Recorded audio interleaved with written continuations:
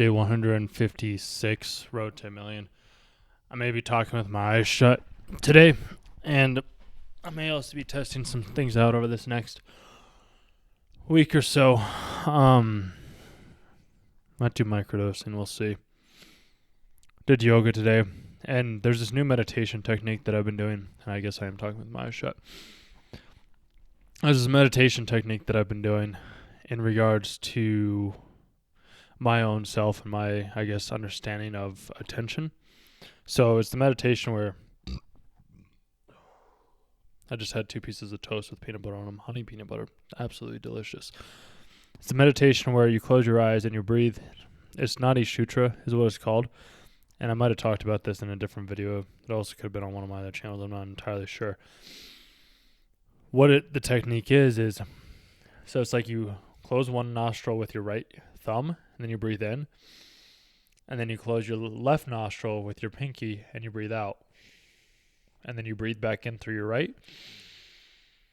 You switch, you close off the right one, and then you breathe back out through your left. And you do that constantly back and forth, and then you get to the point to where you don't have to use your fingers anymore. So once you get to the point where you don't have to use your fingers anymore, then you can just breathe in. You feel the air go in through your left nostril. You breathe out. You feel the air go out through your right nostril. You breathe in, goes in, and then breathes out, and it goes out.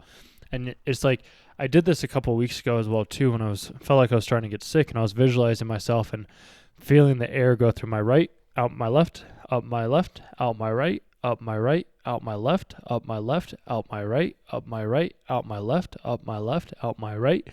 And I did that, and my sinuses got cleared up. So I'm starting to think and wonder, is there a lot more things similar to this that are also capable within our own minds? Like, if we imagine something to be true, then does that make it true at that point in time? Because I was reading this passage, and I'm actually going to grab the book really quick.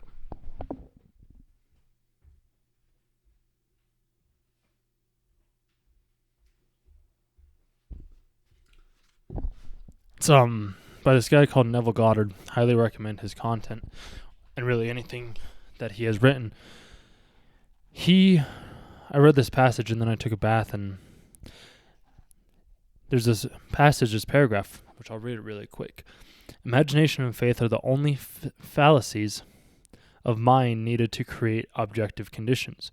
The faith required for the successful operation of the law of consciousness is a purely subjective faith, and it's attainable upon the succession of active opposition on the part of the objective mind of the operator.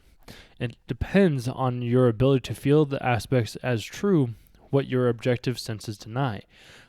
And then it's like, to establish the rapport, you call the subject mentally, focus your awareness on him mentally, and you can have this whole conversation within your mind as if you were having the conversation with the real person. Because how do we know, and bear with me for a second when I talk about this, because how do we know that the conversations that we're having with the other person, that they're hearing the exact words that we are saying? And how do we know that when the other person is talking to us, that we are hearing the words that they want us to hear? Because in all likelihood, we're picking up on the words that we ourselves are wanting to listen to.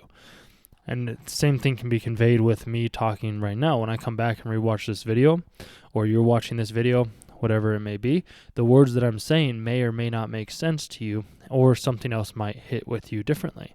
Because this book right now, I'm reading this book as well, and the second chapter says to read the second chapter 3 times for the first 21 days. I've read the chapter 4 times at this point in time, I believe, and I walk away with something new every single time. And there's another book that I'm listening to.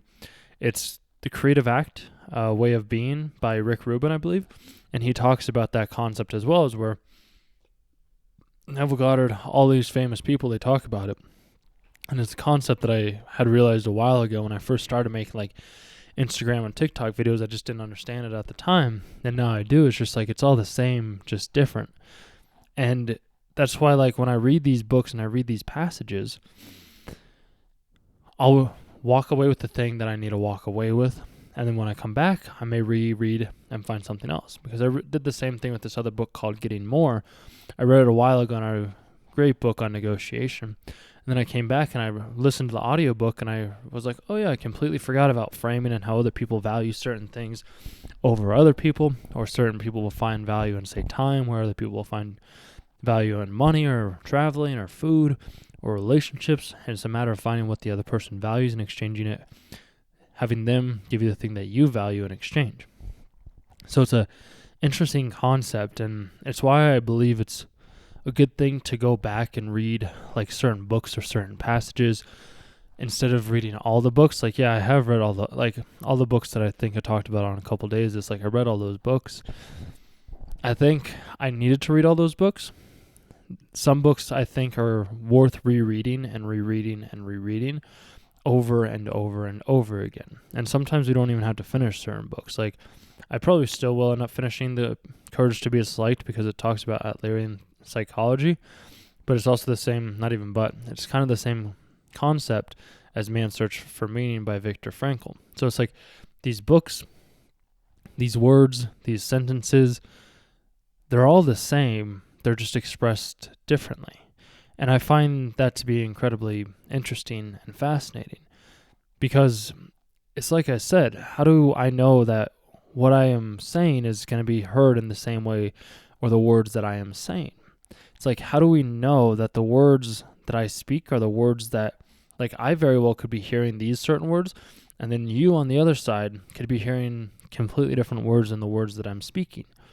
And the same thing would apply if, say, like, you were speaking to me. I may be hearing something completely different from the things that you're saying, and yet we're able to have a conversation.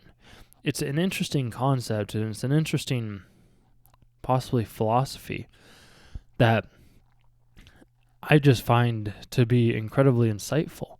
Because if that's the case, then we can create any reality that we want, which is something that I have been doing and I'm working on continuously. Because if I can create my reality, then, like, yes, I created in my head first. I created in my imagination. I created it within my consciousness. And from there, I experience it in the real world. I've been able to do this time and time again, and it's an interesting concept that I think a lot of people will find value in. It does take some practice and it does take some time, and I'm still exploring the idea, and I will continue to explore the idea as much as I possibly can, because it is one of the most amazing discoveries that I have stumbled upon, or grace has given me. And I am eternally grateful for this gift, because it has completely transformed my life, and it does confuse me at some times.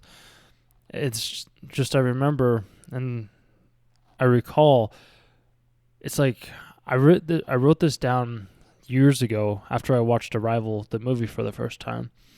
It's like time is non-linear. And that just got me thinking, it's like it is non-linear. Like, we do have the ability to time travel. I might make a video on that. We can time travel.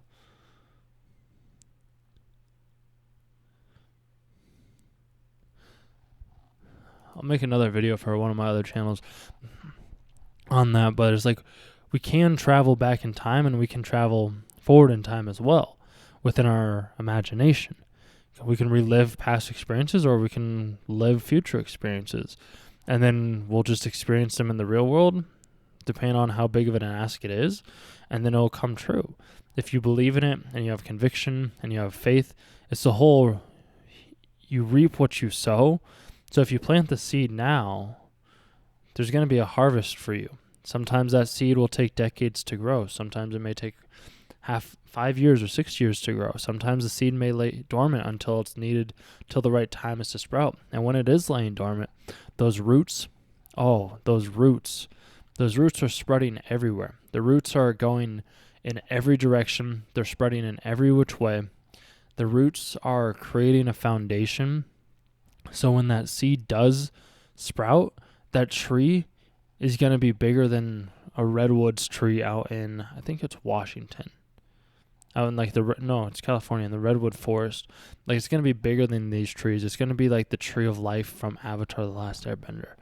It's because those roots went so deep and they are intertwined with everything, just as every other tree is, because we're all connected. We might not feel it at certain times. It might not seem like that, but it's like I am you and you are me, and we are each ourselves. We're just all living out our own individual lives, doing our own individual thing, and yet we're all the same. We're all consciousness.